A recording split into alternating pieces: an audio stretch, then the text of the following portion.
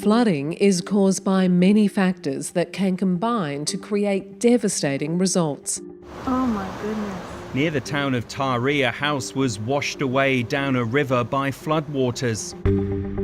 Climate change is increasing the severity of extreme weather events, and so too does a La Niña weather pattern. La Niña occurs when winds around the equator become stronger and cool the surface ocean waters in the central and eastern tropical Pacific Ocean. A change in atmospheric pressure contributes to increased rainfall.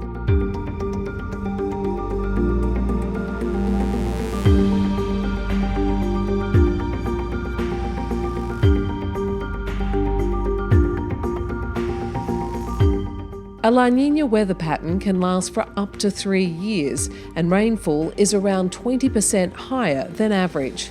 Australia's last La Niña event in 2010 lasted for 2 years and contributed to catastrophic flooding in Queensland. And this year's flooding has already brought similar heartache to large parts of New South Wales. Residents have witnessed the new Windsor Bridge go under. Completed last May, it was designed to be flood-proof.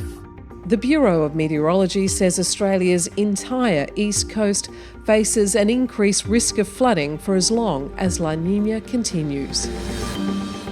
The Australian Academy of Science, because questions need answers.